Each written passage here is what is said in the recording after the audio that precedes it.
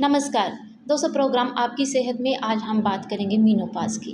दोस्तों, मीनोपाज़ एक ऐसी स्टेज जहाँ से हर महिला को होकर गुजरना होता है, लेकिन इसके बारे में ज़्यादा बात नहीं की जाती। लेकिन ये भी सच्चाई है कि ये महिला की उम्र का एक बहुत ही इम्पॉर्टेंट फेज़ होता है। कई तरह की समस्याओं को वो सामना करती है। क्या होती हैं समस्याएं और कैसे इसे निजात पाई जा सकती है ताकि एक महिला जो है वो एक ग्रेसफुल एजिंग को अचीव कर सके। इस पर आज हम जानकारी हासिल करेंगे डॉक्टर अमनदीप आनंद जी से, जो कि consultant gynaecology Gandhinagar hospital Jammu में है। मैम, आपका हमारे प्रोग्राम में स्वागत है। मैम, इतना तो हम जानते हैं कि पीरियड्स आएंगे तो मेनोपॉज भी होगा, लेकिन ऐसे क्या बदलाव महिला की पीरियड्स में आना शुरू हो जाते हैं कि समझ सके कि मेनोपॉज की तरफ हम जा रहे हैं। देखिए, औरत का जीवन एक इंद्रधनुष की तरह होता है जो विभिन्न रंगों से सजा होता है। उसमें पहले वो एक कली की तरह होती है, फिर उसकी प्यूबर्टी आती है, फिर उसको पीरियड स्टार्ट होते हैं एंड फाइनली वो माँ बनती है और उसके बाद मेनोपॉज आता है। तो हमारा एक ये जीवन का एक बहुत महत्वपूर्ण हिस्सा मेनोपॉज में जाता है।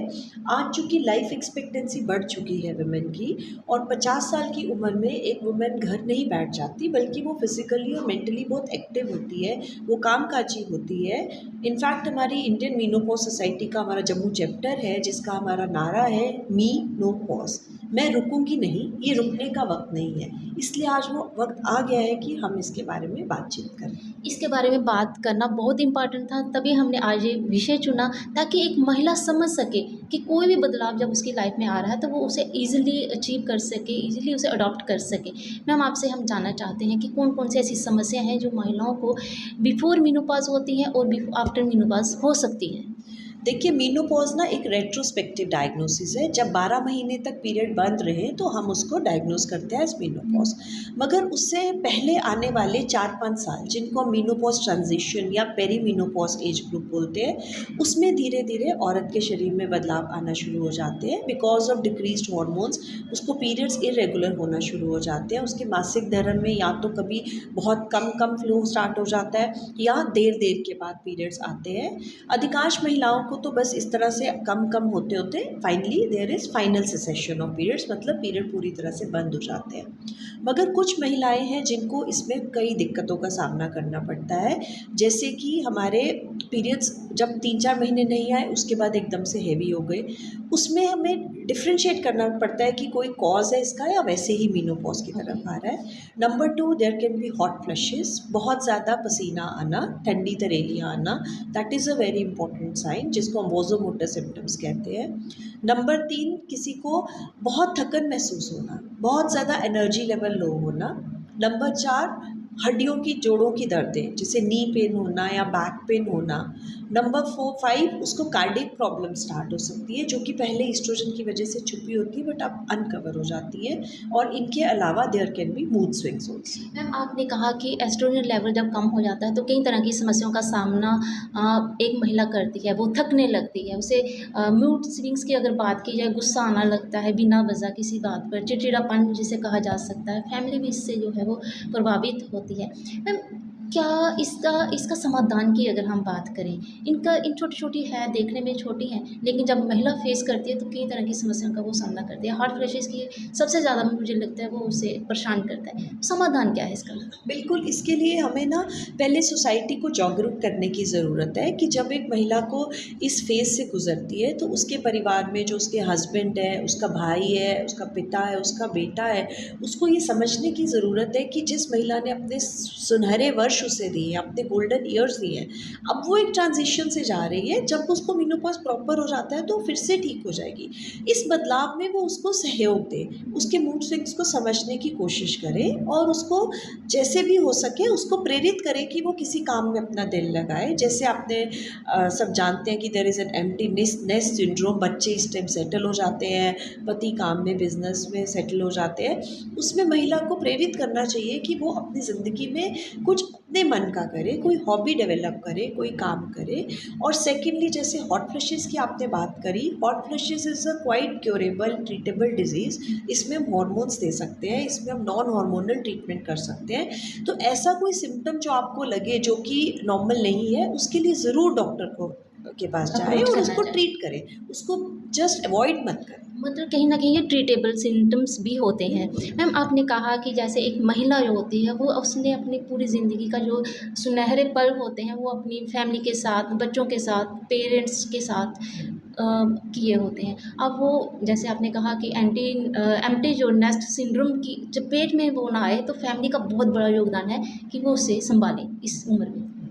इसी एम्प्टीनेस सिंड्रोम में उसके बच्चों को भी ध्यान रखना चाहिए कि चाहे भले ही वो दूर हो, एटलीस्ट अपनी मदर्स के साथ कंटैक्ट बनाए रखें। Secondly there is a very important feature, there is एक नेगेटिव बॉडी इमेज आती है। जैसे मीनोपॉज आता है ना, तो एब्डोमिनल ओबेसिटी बढ़ना शुरू होती है। तो उसमें एक औरत बहुत बहुत परेशान हो जाती है कि अभी तक तो मैं बिल्कुल फिट थी, अचानक क्या हो गया। उसमें हमें उसको सपोर्ट करना है, we have to accept that, gracefully accepting ageing. और इसके साथ ही उसको प्रेरित करना है कि वो हेल्दी लाइफस्टाइल अपनाए। खाने में जैसे फलाहार करें, फ्रेश वेजिटेबल्स खाएं, प्रोसेस्ड फूड से जहाँ तक हो सके बचा जाए। Because with negative body image there is one more aspect कि वुमेन में बिकॉज ऑफ ईस्ट्रोजन्स ना एक प्रोटेक्शन रहती है हार्ट की प्रॉब्लम्स की, कि वुमेन को हार्ट अटैक की चांसेस कम होते होते हैं। जी। हैं। मगर जब ये मेनोपॉज आता है, ईस्ट्रोजन कम होते हैं, तो वो प्रोटेक्टिव इफेक्ट निकल जाता है and they are more prone to heart attacks. In fact women का मृत्यु दर हार्ट अटैक में ज़्यादा है as compare to their male counterparts. तो इसमें उनको हेल्दी लाइफस्टाइल, अपनी फिटनेस के लिए वॉक करना या एक्सरसाइज करना, योगा करना is very very important. Ma'am mood swings की अगर बात की जाए, एंग्जाइटी, इचिंग होना, नींद ना आना, मैम क्या ओवरी हेल्थ जो होती है वो मेंटल हेल्थ को प्रभावित करती है? क्योंकि हम 50 फिर जहाँ 55 के पास आते-आते कुछ शब्दों को भूलना शुरू कर देते हैं। देखो, थोड़ा तो इसमें हमारे हार्मोनल चेंजेस का रोल है ही है, मगर इससे ज़्यादा हमारे खान-पान, हमारे सोसाइटल प्रेशर्स का बहुत योगदान है। हम आज वुमेन से बहुत ज़्यादा एक्सपेक्ट करते हैं, बाहर भी काम करती है, घर भी काम करती है। मेनोपॉज़ की मीन एज जो है ना, वो 45 टू 55 ईयर्स है। तो कोई मेल भी अगर होता है ना 50 में, he has to a bit slow down.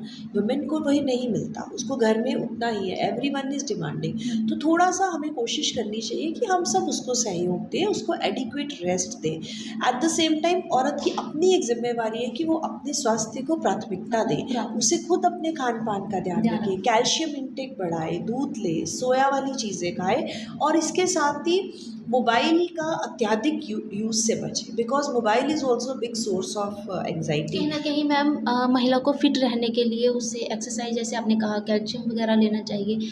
अपनी जो हेल्थ है उस पे ध्यान देना चाहिए। बिल्कुल। मैम एक समस्या और महिलाओं में देखी जाती है, हमें पूछा भी जाता है ये क्वेश्चन बार-बार कि मैम से पूछ लीजिएगा, यूरिन जो होता है वो लीकेज की समस्या बढ़ जाती है, तो उसके लिए उन्हें क्या करना चाहिए? देखिए, एक जब नॉर्मल डिलीवरीज़ हुई होती है औरत की या सिज़ेरियन भी होते हैं, तो उसकी मांसपेशियाँ ना बहुत ज़्यादा पहले फैली होती हैं, फिर सिकुड़ती होती हैं। जब हम यंग होते हैं ना, तो वो तो कंट्रोल हो जाता है, बट जब हमारे मेनोपॉज़ का टाइम आता है, वो एस्ट्रोजन्स का लेवल चला जाता है, तो वो ढीली पड़ जाती है।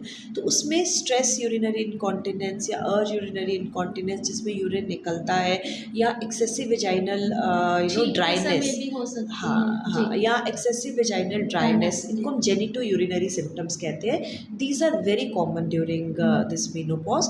मगर इनका समाधान है, we can easily give local vaginal estrogens, जिनसे ये ठीक हो सकता है। दूसरा बहुत इंपॉर्टेंट एक्सरसाइजेज होती है, पेरिनियल एक्सरसाइजेज या कीगल्स एक्सरसाइजेज, जिसमें हम अपनी पेल्विक मस्कुलेचर को सिकोड़ना चाहिए। अगर हम ये एक्सरसाइज बार बार करें तो इससे काफ़ी हद तक इन दो चीज़ों से निजात पाई जा सकती कीगल है। एक्सरसाइज की आपने बात की, ये हमें लगता है कि बिफोर मेनोपॉज़ ही शुरू कर देनी चाहिए। एक महिला को जागरूक होना चाहिए इस समस्या की, ये हो सकती है, हमें इसे कैसे बचना है। मैम विजाइनल हेल्थ की आपने बात की, बहुत सारी इन्फेक्शन की वो प्रोन हो जाती हैं, तो साफ-सफाई की हाइजीनिक जो वो है उसे कितना ध्यान रखना चाहिए? हाइजीन के लिए तो रोज़ अपना जब भी वो वॉशरूम वगैरह जाए उसको अच्छे से साफ़ करें। Mostly water is required, soaps should not be use, क्योंकि वो उनका पीएच एल्कलाइन रहता है और हमारे एसिडिक फ्लोरा बहुत इंपॉर्टेंट होता है।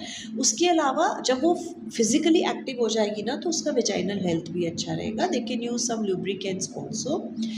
एक और बहुत इंपॉर्टेंट बात है विमेन को, जहाँ हम वेजाइना की या लोकल एग्जामिनेशन की बात करती हैं, हर औरत को जागरूक होना चाहिए कि जैसे ही पेरीमेनोपॉज़ आए उसको 2 हमारे जो प्रिवेंटेबल कैंसर्स हैं उसके लिए जागरूक होना है। कई बार क्या होता है कि वुमेन को जब इरेगुलर पीरियड्स होते हैं ना, तो वो मेनोपॉज सोच के हैवी हो रहे हैं, इरेगुलर होते हैं, उसको इग्नोर करती है। ऐसा बिल्कुल नहीं करना है। पेरी मेनोपॉज और मेनोपॉज में स्पेशली एक बार 12 महीने रुक के पीरियड आए तो पोस्ट मेनोपॉजल ब्लीडिंग, उसका डॉक्टरी जांच, गायनेकोलॉजिस्ट इवैल्यूएशन ज़रूर करानी है। It can be indicating to underlying endometrial या यूट्राइन कैंसर, ये बच्चेदानी के गर्भाशय के कैंसर का इंडिकेशन हो सकता मैम है। इजी शब्दों में हम आपसे पूछना चाहते हैं कि कौन से ऐसे रूटीन टेस्ट हैं जो महिला को करवाने चाहिए 40-45 के बीच में आते आते। देखिए 40-45 के बीच में सबसे पहले तो एक अपना ब्लड काउंट्स, अपना एक लिपिड प्रोफाइल ज़रूर कराना है, बिकॉज अब जैसा कि मैंने पहले बताया हार्ट की हेल्थ इंपॉर्टेंट है, तो अब कोलेस्ट्रॉल, लिपिड, इन सब का रोल आ जाता है। एक वो कराए, base line thyroid, base line blood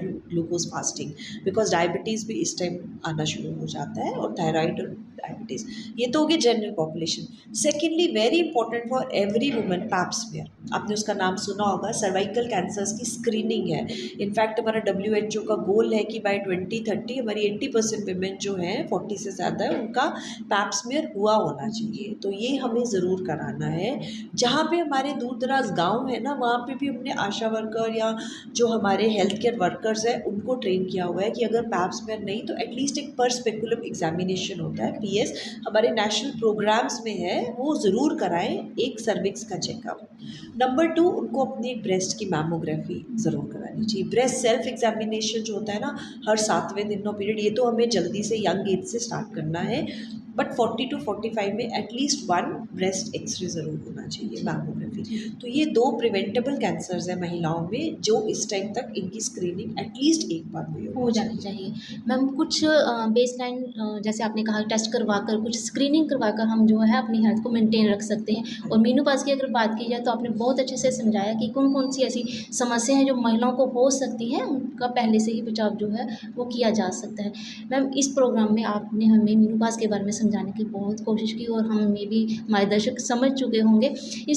आपका बहुत-बहुत शुक्रिया। धन्यवाद।